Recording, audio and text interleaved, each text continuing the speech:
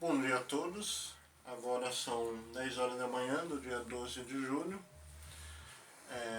Meu nome é João Batista Silva, eu sou professor de História do Colégio Católico Clarentiano, licenciado pelo Colégio Católico Clarentiano. Antes disso, eu havia cursado 3 anos de História na Unesp em Assis e vinha terminar a graduação aqui na minha cidade natal, Sorocaba, no Colégio Católico Clarentiano. Me formei agora nesse semestre. O objetivo hoje aqui é expor a minha pesquisa de iniciação científica, o meu artigo científico de iniciação científica, que teve como orientador o professor Tiago Tadeu Contiero. No grupo de estudos, foi produzido no escopo do grupo de estudos interdisciplinares em educação, cultura, memória e patrimônio histórico-religioso. Então, é claro, qual é o tema desse artigo? O tema desse artigo é educação patrimonial. Na verdade, é uma análise do Acordo Brasil-Santa Sé, que é um acordo firmado pelo Vaticano em 2008 e aprovado pelo Congresso Nacional Brasileiro em 2009. Esse acordo, ele é o quê? Ele define juridicamente a Igreja Católica no Brasil. Ele define ações de proteção aos bens religiosos da Igreja Católica no Brasil. É isso, não é outra coisa. Então, é claro, quais são os objetivos desse artigo? É responder algumas perguntas. Por exemplo, como o Acordo Brasil-Santa Sé pode contribuir para a educação patrimonial? Esse é o principal objetivo. Como o Acordo Brasil-Santa Sé pode contribuir para a educação patrimonial. Aí temos alguns objetivos específicos, tais quais como preservar o patrimônio religioso da Igreja Católica no Brasil, como tutelar ações de preservação do patrimônio religioso da Igreja Católica no Brasil, como inserir o bem religioso na comunidade, na vida das pessoas. Esses são alguns objetivos específicos. A metodologia utilizada foi a de revisão bibliográfica. Significa que nós tivemos que recorrer a dissertações de mestrado, a livros, a outros artigos, para formular o texto final da nossa pesquisa, propriamente dito. Então, falamos um pouco sobre o desenvolvimento. O que nós entendemos por educação patrimonial?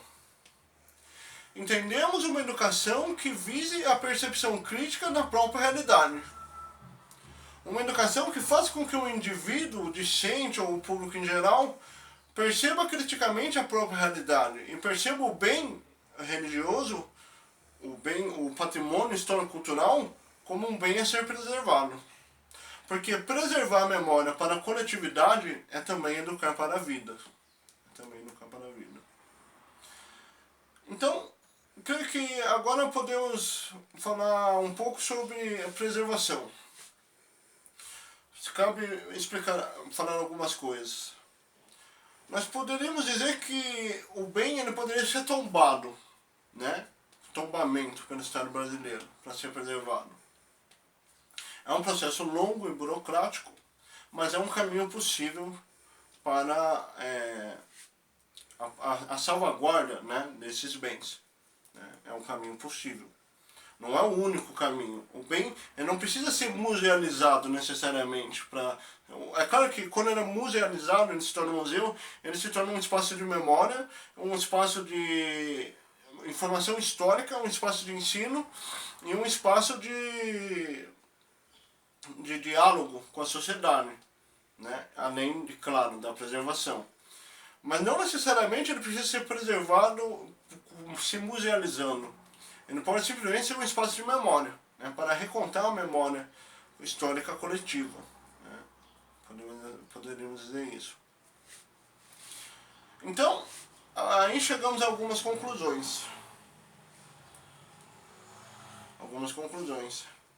Que é a seguinte: podemos nos perguntar qual é a educação patrimonial que os professores estão transmitindo aos estudantes. Qual é a formação temática que esses professores estão tendo no decorrer de suas vidas acadêmicas? Não é tarefa fácil responder essas perguntas. Mas se quisermos construir uma sociedade mais justa e igualitária, temos que nos esforçar para responder essas perguntas, que são as perguntas conclusivas, né? A fins conclusivos, podemos dizer o seguinte, que duas coisas, né? Primeira coisa, vamos falar de Antônio Gramsci. Antônio Gramsci formulará em seu livro Os Intelectuais e a Organização da Cultura uma teoria muito interessante. Ele vai dizer que na infraestrutura e na superestrutura do capitalismo existem duas classes. Uma é a classe dominante, que é a burguesia, que é dona dos meios de produção, que é dona das máquinas fabris e industriais, que vive da exploração da mais-valia, né? Essa é a primeira classe dominante. A segunda classe é a classe proletária, o proletariado. E o proletariado, ele vende a sua força de trabalho para sobreviver, seja ela manual, física, intelectual. Ele vende sua força de trabalho para sobreviver. Esse é o proletário. Então, é claro, o que está por detrás disso? A luta de classes, né? A gosto de Marx, poderíamos dizer que o tempo se move à luta de classes. A gosto de Hegel, poderíamos dizer que a história se movimenta a partir do espírito da época, mas a gosto de Marx dizemos que a história se movimenta a partir da luta de classes.